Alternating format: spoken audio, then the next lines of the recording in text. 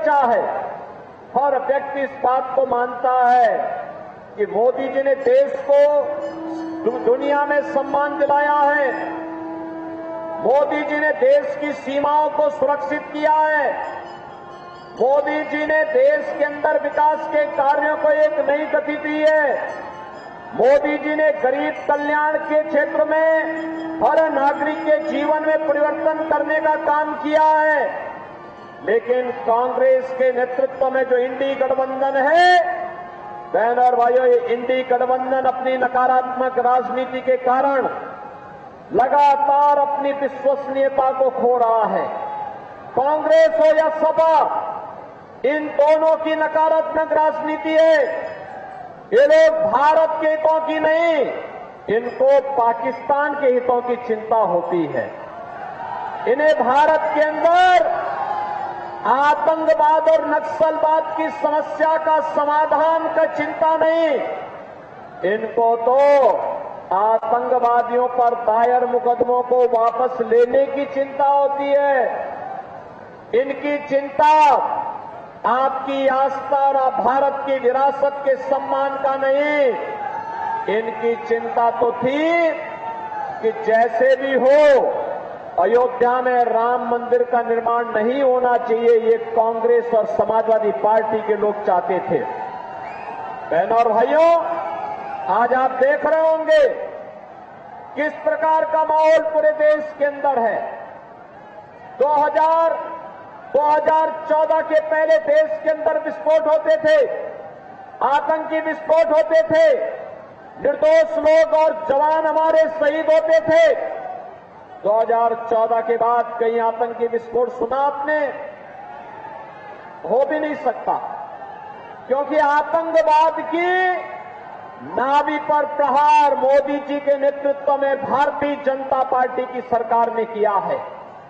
आज आतंकवाद नहीं, नक्सलवाद नहीं, बल्कि अगर कहीं जोर से पटाखा भी फट जाए ना तो पाकिस्तान सबसे पहले सफाई देता है कि नहीं नहीं मेरा हाथ नहीं है, क्योंकि पाकिस्तान को मालूम है कि अगर देर कर दी तो कहीं लेने के देने न पड़ जाए।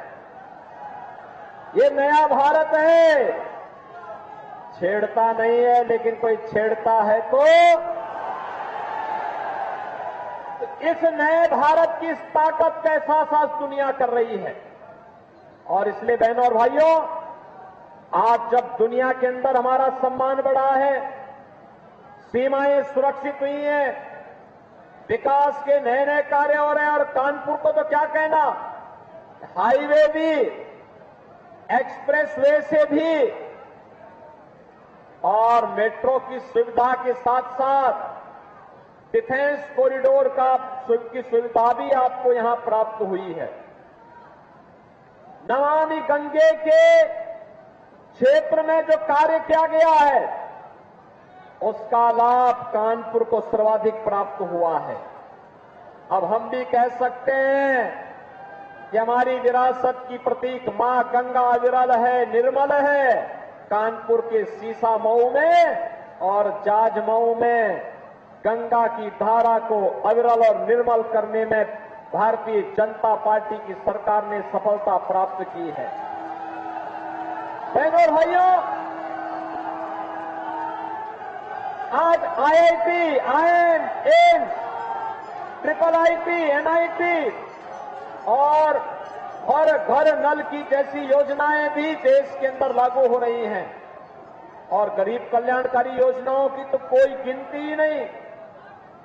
देश के अंदर 80 करोड़ लोग फ्री में राशन की सुविधा का लाभ प्राप्त कर रहे हैं। 50 करोड़ लोगों के जनधन अकाउंट, 60 करोड़ लोगों को आयुष्मान भारत की सुविधा। और बहनों और भाइयों, केवल यही नहीं, अन्नदाता किसान के लिए किसान सम्मान निधि है, और गरीब के घर में शौचालय का निर्माण हुआ है। स्वस्थ ईंधन के रूप में एलपीजी के सिलेंडर 10 करोड़ परिवारों को मिले हैं, तो 4 करोड़ लोगों को घर भी मिले हैं।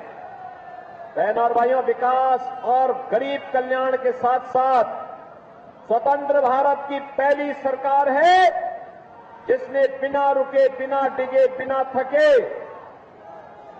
अनवरत कार्य करते हुए आपकी आस्था को सम्मान दिया है। अयोध्या में राम मंदिर का निर्माण हो गया ना, कानपुर के कितने लोग गए हैं वहां? अयोध्या में कितने लोग दर्शन करने के लिए गए? अब तो नई अयोध्या पे आपको गर्व की अनुभूति होती है कि नहीं होती है? अयोध्या कैसे लगती है? अच्छी लगती है ना? तो बहनों और भाइयों, इसी अयोध्या के बारे में कांग्रेस के एक बुद्धिदाता हैं, वे कहते हैं, कांग्रेस के एक बुद्धिदाता हैं, वे कहते हैं कि भारत में राम मंदिर का निर्माण नहीं होना चाहिए था। आपने सुना ना? और समाजवादी पार्टी के महासचिव ने क्या कहा? कहा राम मंदिर का निर्माण बेकार हुआ है। कांग्रेस ने इससे पहले क्या कहा था? कांग्रेस ने इससे पहले कहा था, क्या कहा था? कहा था राम तो हुए ही नहीं, कृष्ण हुए ही नहीं, ये कांग्रेस कहती है। और बहनों और भाइयों, समाजवादी पार्टी के लोग क्या कहते थे? अयोध्या में परिंदा भी पर नहीं मार सकता, ये इनके वक्तव्य थे ना। और जब समाजवादी पार्टी की सरकार थी तब राम भक्तों पर गोली चलाई गई थी और अयोध्या में राम जन्मभूमि पर आतंकी हमला करने वाले आतंकवादियों के मुकदमों को समाजवादी पार्टी ने वापस लेने का कुत्सित प्रयास किया था। आप मुझे बताइए, जो लोग राम मंदिर का विरोध कर रहे हैं, आतंकवादियों का समर्थन कर रहे हैं, भारत की सुरक्षा में सेंध लगाने वालों का समर्थन कर रहे हैं, क्या इनको सत्ता में आने का अधिकार होना चाहिए? क्या ये लोग सत्ता में आएंगे? और सत्ता में आएंगे तो फिर क्या करेंगे? आतंकवाद का पुराना दौर फिर वापस आएगा। आज जो एक परिवर्तन आपको दिखाई देता है देश के अंदर, बहनों और भाइयों, यह सच है कि मोदी जी के नेतृत्व में परिवर्तन हुआ, लेकिन इसका श्रेय आपको जाता है क्योंकि आपने या मतदाताओं ने एक एक वोट की कीमत को समझा है और मोदी जी को बार बार चुन करके भेजा है। जब बार बार चुन करके भेजेंगे तो मोदी जी के नेतृत्व में चमत्कारिक परिणाम भारत के अंदर देखने को मिल रहा है। चुनाव स्पष्ट रूप से दिखाई दे रहा है। एक तरफ राम भक्त हैं, एक तरफ रामद्रोही हैं। एक के लिए परिवार का हित महत्वपूर्ण है और दूसरे के लिए राष्ट्र का हित महत्वपूर्ण है। जो राम भक्त हैं उनके लिए राष्ट्र सर्वोपरि है, जो परिवार के भक्त हैं उनके लिए रामद्रोही परिवार के हित के लिए कार्य करना चाहते हैं। हम देश की सत्ता मोदी जी को इसलिए सौंपना चाहते हैं कि मोदी जी के नेतृत्व में हमारा भारत आत्मनिर्भर और विकसित भारत बनेगा। कांग्रेस और इंडी गठबंधन इसलिए सत्ता छीनना चाहती है जिससे वे अपने परिवार का हित कर सकें।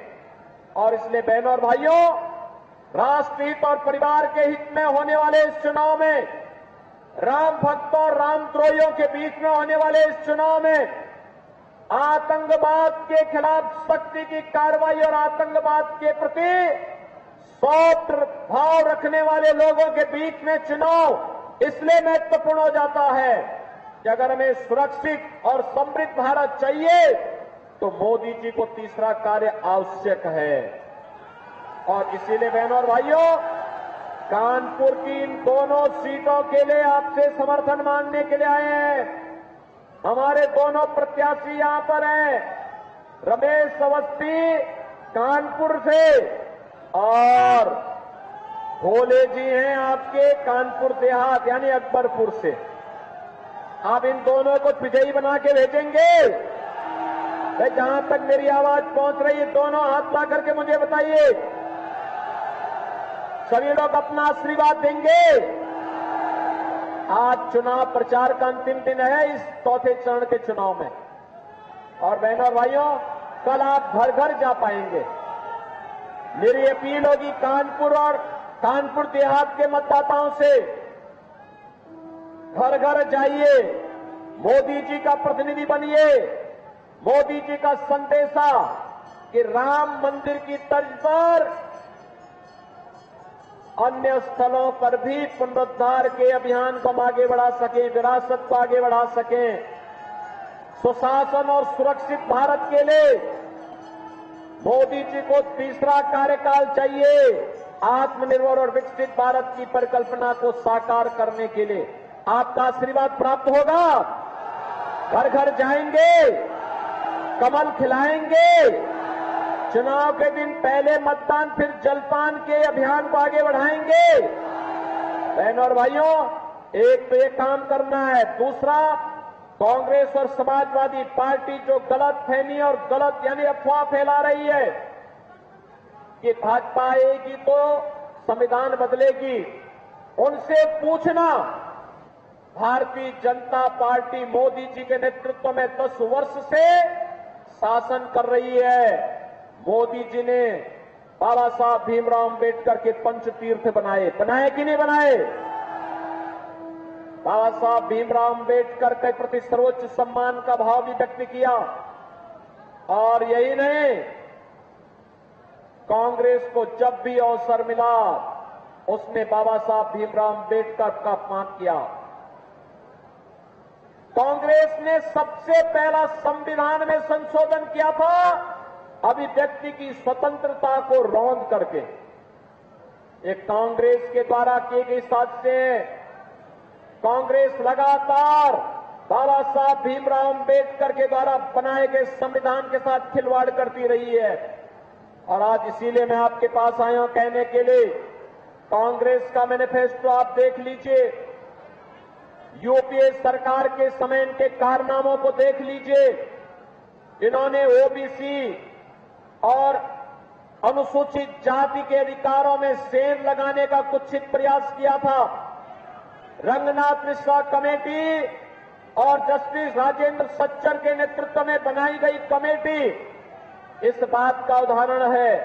बहनों और भाइयों, कांग्रेस को और उनके गठबंधन को फिर से सत्ता में आने का कोई अधिकार नहीं होना चाहिए, क्योंकि ये देश का अहित करेंगे। और इसीलिए मेरी आप सबसे अपील है कि भारतीय जनता पार्टी के प्रत्याशियों को कमल चुनाव चिन्ह पर भारी बहुमत से विजयी बना के भेजना है। बना के भेजेंगे ना? तो बहनों और भाइयों, फिर अब रमेश अवस्थी कानपुर से और अकबरपुर से देवेंद्र भोले जी हमारे प्रत्याशी के रूप में आपके